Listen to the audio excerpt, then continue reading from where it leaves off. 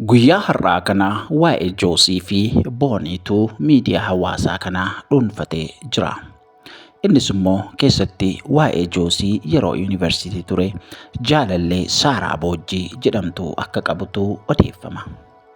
Egaan yeroo sana jaalallee fi hiriyaa waggaa 5 olii erga turaniin booda Boonii wajjin wal baree Boonii wajjin akka gaa'ela dhaabbatetu odeeffama jechuudha. Egaa namni tokko bifa garaagaraatiin hiriyaa ta'uu danda'a yookaan immoo jaalallee wal fuudhuuf wal kaadhimmate ta'uu danda'a. Gidduutti egaa rakkoon garaagaraa yoo uumame namni sun wal dhiisee hiriyummaa isaa addaan kutee sana booda immoo jaalallee biraa baafachuu danda'a. Jireenya jiraannu keessatti wanta baay'eetu nu mudata. Innis immoo namni tokko wal jaallatee ka'ee bifa hin beekamneef beekamuun wal loluu danda'a. Egaan Joosiin Saaraa wajjin jaalala keessa akka turan footoo garaagaraatu miidiyaarra faca'a jechuudha. Kun immoo gaarummaa hin qabu.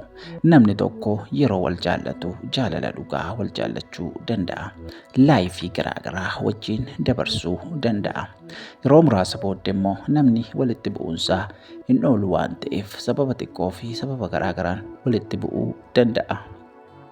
Sana booda yeroo gargar ba'u egaan suuraa isaa akka kana sooshaal miidiyaa irratti sheerii godhanii ittiin wal arrabsuu fi ittiin wal irratti ka'uun hin barbaachisu. Joosiin amma jireenya haaraa jalqabeera. Oromoon safuus aadaas qaba, kabaja waliis qaba. Bifa garaagaraatiin yoo wal jaallachaa turan ta'eyyuu amma nama jireenya mataasaa Boonii wajjin jiraachaa jirudha. Egaa waa'een ijoollee kanaa yeroo baay'ee miidiyaa irratti baay'ee odeeffama. Ijoolleen kun dhugaa dubbachuuf ijoollee hojii gaarii hojjetanidha. Garuu immoo al tokko tokko wantoota hin barbaachisne gara miidiyaatti baasanii yeroo isaan mul'isan ni jira.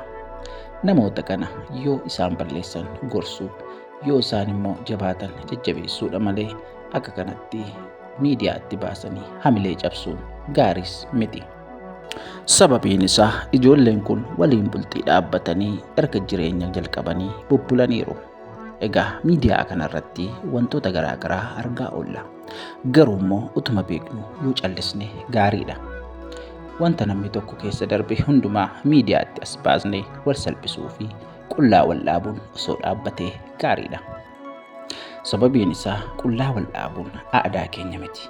Nuti warra wal kabaju, warra wal tumsuudha malee warra qullaa wal dhaabee qullaa walitti kolfus miti. Egaa namoonni kun walitti bu'insa yoo qabaatan karaa keessaa gorsuun barbaachisaadha.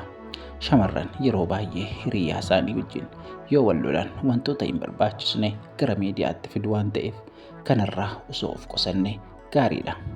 Sababiin isaa namni tokko osoo gaa'elan dhaabatiin jaalallee isaa wajjin waan dabarse hundumaa miidiyaa irratti gaafa qoodu ofima isaa miidhama jechuudha. Egaa hundumti keessan jaalala waliin dabarsitan, jaalala golatti waliin dabarsitan, kan gaafa wal jaallattan gootan, suuraa waliin kaatan hundumaa as miidiyaa irratti baastanii waliin salphisiinaa isiniin jenna. Keessumatti dargaggoonni keenya kanarraa of qusannu, wala kabajnu, wala deeggaru jenna.